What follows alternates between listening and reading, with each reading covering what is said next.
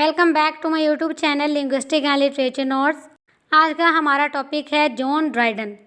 John Dryden 9 अगस्त 1631 में अल्विंकल north हैम्पटनशिर England में पैदा हुआ। उसकी फैमिली रिच नहीं थी लेकिन वो एजुकेटेड थे। उसका फादर एक स्मॉल लैंड ओनर था। ड्राइडन ने अपना बचपन कंट्री साइड में गुजारा। कंट्री साइड कहते हैं देहाती एरिया को। जब ड्राइडन 11 साल का हुआ तो इंग्लैंड के अंदर सिविल वार शुरू हुई थी। उसके पेरेंट्स ने पार्लियामेंट को फुली सपोर्ट किया, लेकिन हमें ड्राइडन के पॉलिटिकल ओपिनियन के बारे में नहीं पता क्योंकि उस वक्त ये छोटा था। ये लंदन के एक फेमस स्कूल वेस्टमिनिस्टर में गया, जहाँ पर इसने लैटिन और ग्रीक को स्टडी किया।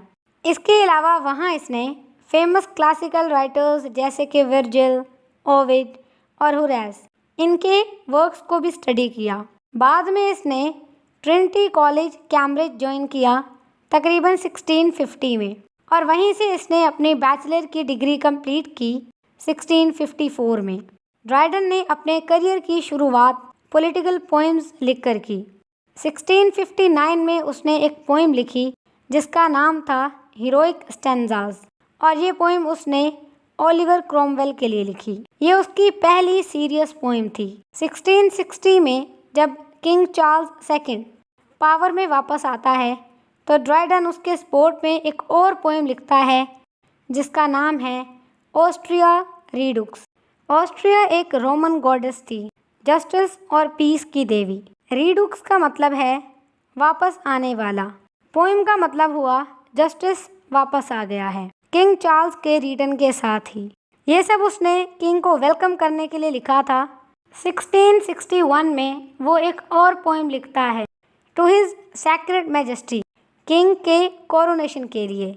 कोरोनेशन कहते हैं ताज पोशी ताजबंदी, यानी कि जब किंग को ताज पहनाया जा रहा था तो ये उसने किंग के खुशामद में लिखी। इन सारी पोएम्स की वजह से ड्राइडन रॉयल कोर्ट में फेमस हो जाता है। 1663 में ड्राइडन एलिजाबेथ होवर्ड से शादी करता है जो एक नोबल फैमिली से होती है। इनके 3 बच्चे होते हैं।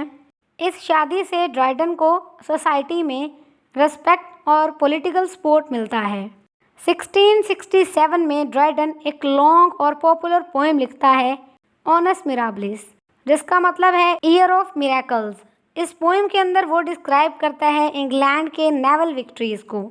नेवल विक्ट्रीज कहते हैं वो विक्ट्रीज जो कि समंदरी रास्ते से हासिल किए गए हों, यानी कि समंदर के अंदर जंग होती है नेवी की दुश्मनों के खिलाफ, और फिर जो जीत होती है वो इसके अंदर डिस्क्राइब की गई है, उसे कहते हैं नेवल विक्ट्री।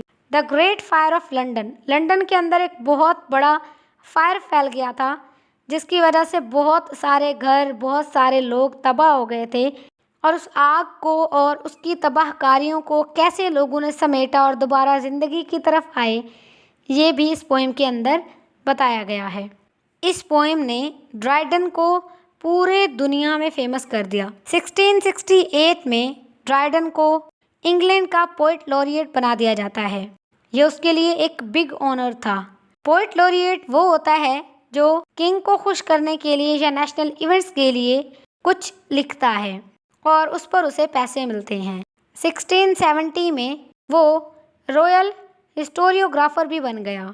हिस्टोरियोग्राफर कहते हैं उस ऑफिशियल राइटर को जो किंग की हिस्ट्री लिखता है। किंग चार्ल्स II ने थिएटर को ओपन किया और ड्राइडन ने दोबारा से प्लेस लिखने स्टार्ट किए। उसकी पहली प्ले थी द वाइल्ड गैलेंट, जो उसने 1663 में लिखी, जो ज़्यादा सक्सेसफुल नहीं हुई। लेकिन उसके बाद के प्लेस जैसे कि the Indian queen and the Indian emperor बहुत ज़्यादा हिट गए। ड्राइडन अपने हीरोइक ट्रेजेडी के प्लेस के लिए फेमस हो गया। इन प्लेस के अंदर क्या होता था? इन प्लेस के अंदर वो स्ट्रॉन्ग इमोशंस यूज़ करता था, लव और ऑनर के दरमियान में कॉन्फ्लिक्ट दिखाता था, ब्रेव और पावरफुल कैरेक्टर्स दिखाता था।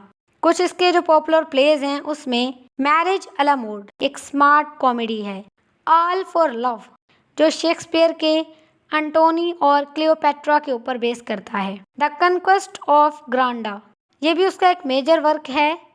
इसके अलावा उसने औरंगजेब ब्लैंक वर्स में लिखा था 1668 में ड्राइडन ने एक फेमस ऐसे लिखा ऑफ ड्रामेटिक पोएजी। इस ऐसे के अंदर उसने कंपेयर किया था ओल्ड और मॉडर्न प्लेस को और इस तरीके से उसने इंग्लिश ड्रामा को डिफेंड किया।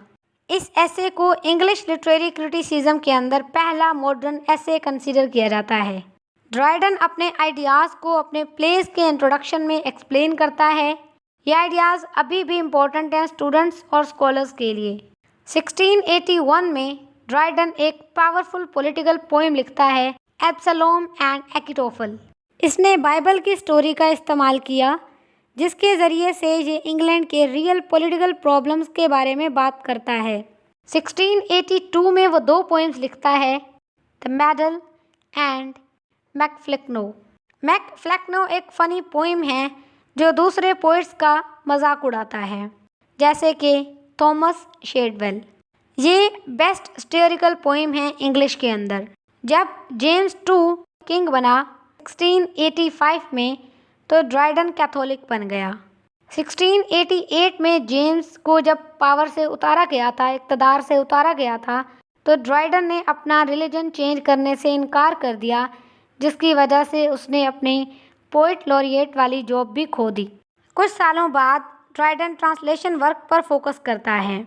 वो ट्रांसलेट करता है कंप्लीट वर्क्स ऑफ वर्जिल जो पब्लिश होता है 1697 में। इसके बाद वो जुवेनल, पर्सियस और ओविड के वर्क्स को भी ट्रांसलेट करता है।